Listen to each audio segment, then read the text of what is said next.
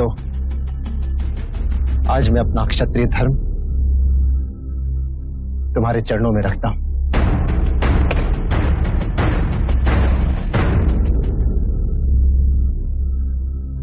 तुमने मुझे सही पहचान लिया था।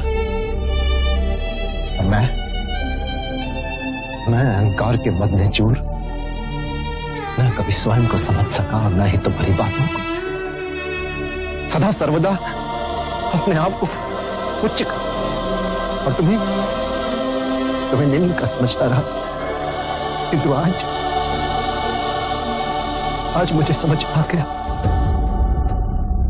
कि मेरी बातें कितनी निरर्थक, कितनी खोखली। देखो सिद्धार्थ, देखो बुद्ध, ये देवदत्त आज फिर से तुमसे पराजित हो गए। जब तुम यहाँ सच्चे मन से आए हो तो जय पराजय का भाव तुम्हारे मन में कैसे उत्पन्न हो?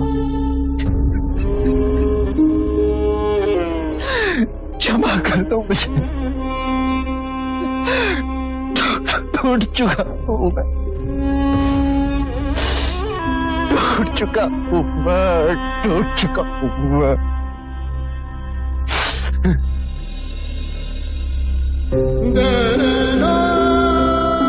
यही बात महत्वपूर्ण है देवदत्त, और इस पीड़ा से मुक्ति की चाह तुम्हारे अंतर में परम शांति का द्वार खोलेगी। तो क्या मेरे जैसे माया में फंसे व्यक्ति का पवित्र होना संभव है?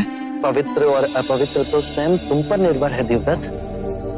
आज तक ना तो कोई किसी को पवित्र कर पाया है और ना ही कर सकेगा। हे बुद्ध, क्या मेरे पुराने सभी कृत्य भूलकर आप मुझे अपने संग में स्थान देंगे? भले या बुरे, मुझे तुम्हारे कोई कृत्य स्मरण नहीं देवदत्त, और तुम भी उन्हें भूल जाओ। जिस दिन तुम्हारे अंतर में बदलने का भाव आया, उसी दिन से तुम्हारी नई यात्रा शुरू हो गई थी। कल प्रातः आनंद तुम्हें दीक्षा देंगे।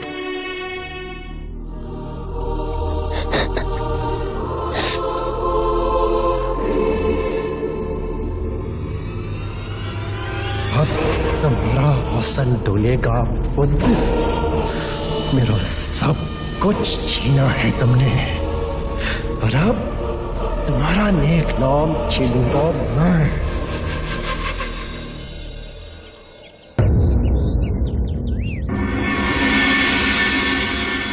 मैं धर्म संकट में हूं, करूं तो क्या करूं?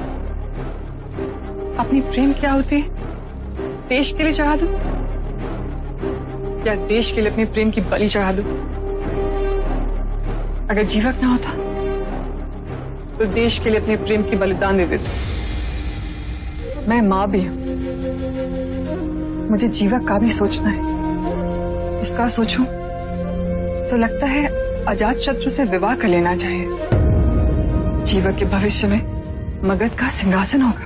जीवक अब बालक नहीं है देवी, वो क्यों अजात शत्रु को अपने पिता के रूप में स्वीकार करेगा? क्या वो आपकी बलि देकर मगध के सिंहासन पर बैठेगा, या फिर बुद्ध के मार्ग पर चलेगा? हर दिशा में अनेकों प्रश्न हैं। अब जो भी निर्णय लेगा जीवक ही लेगा। अजात शत्रु को रुकना होगा। ओम भगवते भिक्षाम देहि। आप आइए।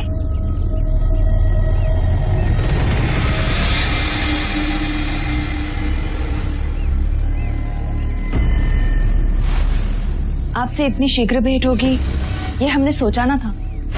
मैं भिक्षु बन के संघ में सम्मिलित हो गया हूं मल्लिका। आपको संघ में प्रवेश दे दिया?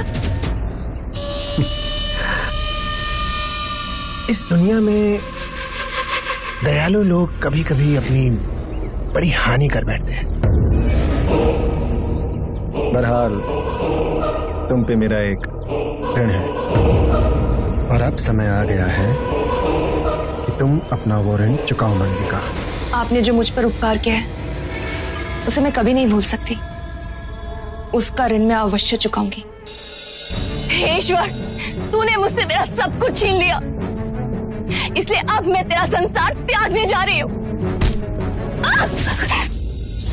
क्यों बचाया मुझे? क्योंकि आत्महत्या काहे करते हैं जिसने तुम्हें विवश किया इस कुएं में स्वयं को धकेलने के लिए। प्रतिशोध लो उससे। मैं उससे प्रतिशोध नहीं ले सकती, बहुत बड़ा मनुष्य है वो। स्त्री होके पुरुष को वश में नहीं कर सकती। पर कोई वशीकरण काम नहीं करता है। वो महात्मा है। कौन है वो? बुद्ध। बुद्ध? क्या किया है बुद्ध ने तुम्हारे साथ? ये सुखी संसार को आग में झोंक दिया उसने। मेरा पति जो मुझ पर प्राण निछावर करता था, उसके प्रभाव में आकर घर गृहस्थी मुझे छोड़कर एक भिक्षुक बन गया और जीते जी मार दिया है मुझे। पर तुम सुंदर हो, चाहो तो कोई और पुरुष तुम्हारा हाथ थाम सकता है। नहीं, एक नारी के नारीत्व का अपमान कर गया है वो। पूरे गांव में मुझे कलंकित कर दिया। सब सोचते हैं कि शायद मुझ में कोई दोष है। अगर मैं जी नहीं सकती तो मर तो सकती हूँ। जिसने तुम्हारा घर, तुम्हारा संसार विध्वंस करके रख दिया, चैन से जिएगा? हाँ, मैं एक निर्धन निर्बल स्त्री और कर भी क्या सकती हूँ? अरे स्त्री अगर चाहे तो लोहे को भी पिघला सकती है, और तुम कायर हो। कायर नहीं हूँ मैं। प्रतिशोध लेने की हिम्मत है तुम्हें? हाँ है, किंतु मुझे समझ में नहीं आ रहा कि मैं कौन सा मार्ग चुनूं। मार्ग मैं दिखाऊंगा, तुम वही करोगी जो मैं कहूंगा। बुद्ध से कैसे प्रतिशोध लेना है, आप बस मुझे इतना बताइए। प्रतिशोध तो ऐसा होगा मान्विका कि बुद्ध स्वयं आत्महत्या करने पर विवश हो जाएगा। उसके भिक्षु उसे गालियां देंगे। प्रतिशोध तो ऐसा होगा कि तुम्हारा अपना पति तुम्हारे चरणों में गिरकर क्षमा की भीख मांगेगा। अब तुम्हें क्या करना है वो ध्यान से सुनो।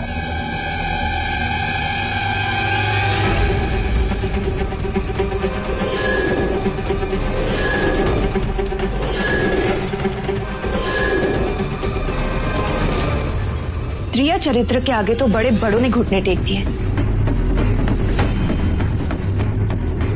अब देखना मैं क्या करती हूँ। संघ ने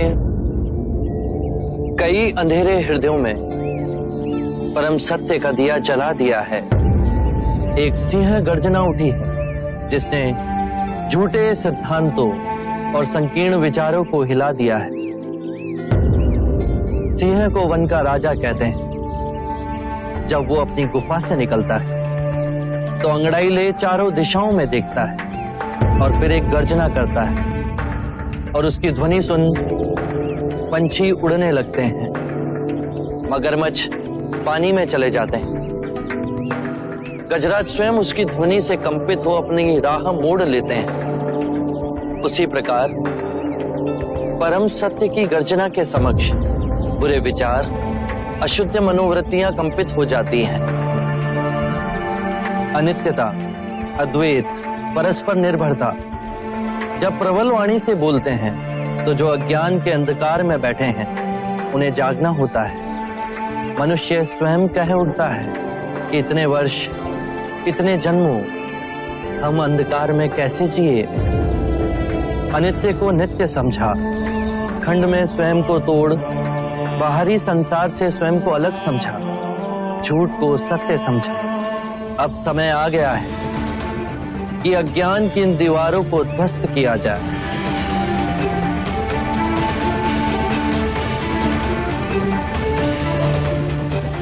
बुद्ध, इस सूत्रों को हम सिंह गर्जना कहेंगे।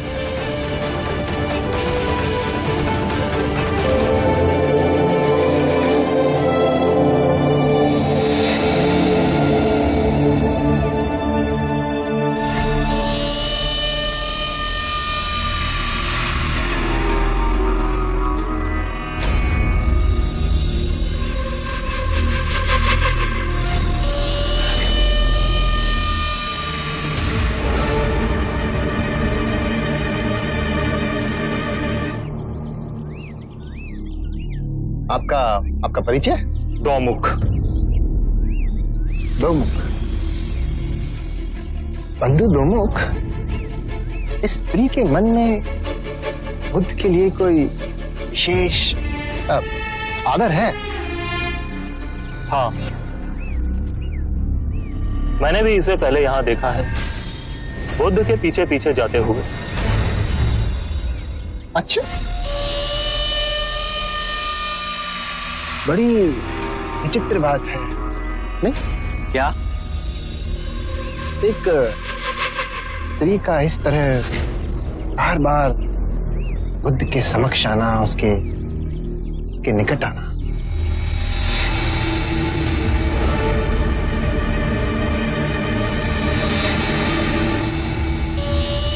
मैं अच्छी तरह से जानता हूं देवदत्त को। हीन भावना से ग्रस्त है वो। आरंभ से ही सिद्धार्थ से हीन तक अभाव पालता आया है।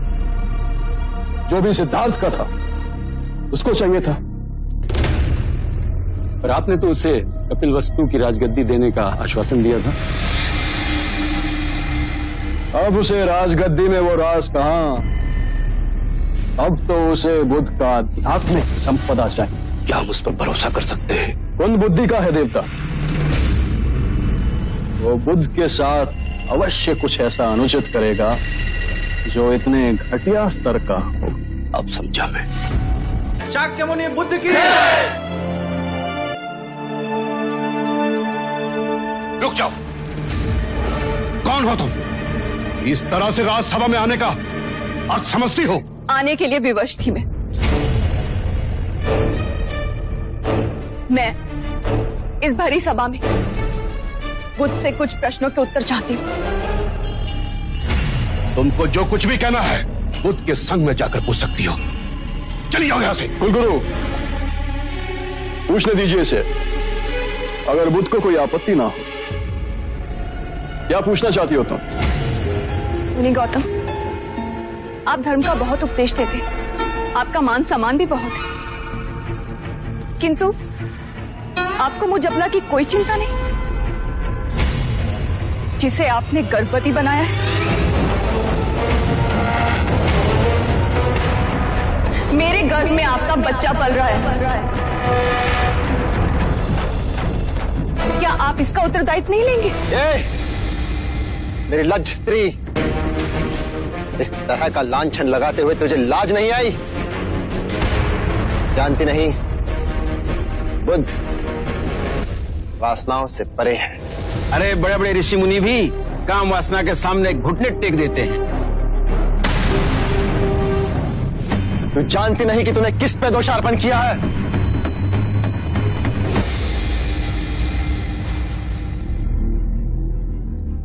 पुत्री, केवल दो ही लोग इस बात की पुष्टि कर सकते हैं कि ये सत्य है या असत्य है, और वो हैं तुम और मैं।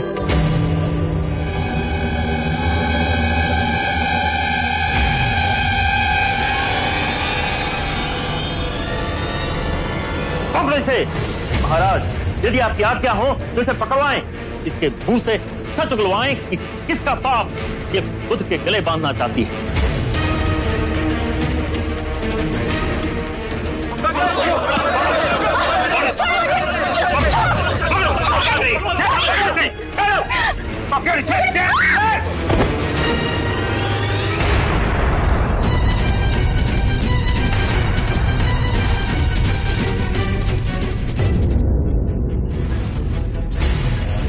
हमारे बुद्ध पे ये झूठा लांछन लगाया।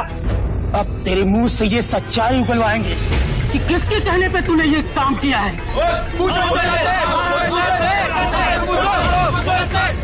ना होगा तुझे।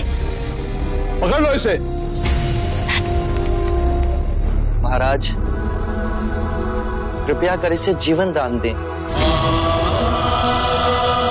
इसके मन में पश्चाताप है, मैंने इसे क्षमा किया। आप बुद्ध हैं, महान आत्मा, पर इसने मगध के माननीय अतिथि का अपमान किया है। मुझे राजधर्म का पालन करना होगा।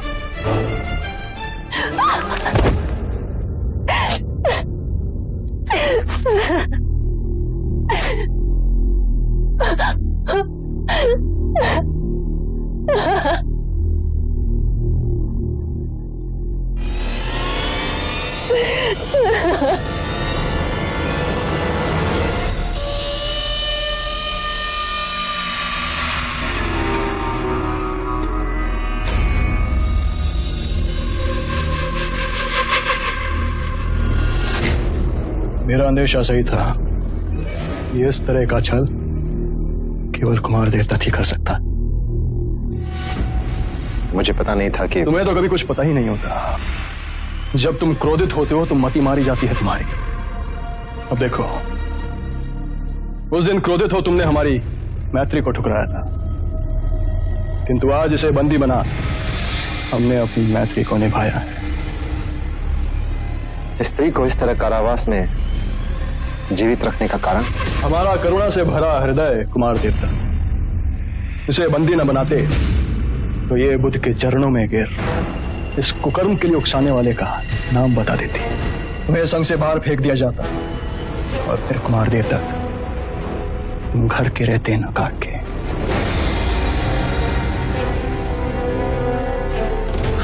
अजात शत्रु,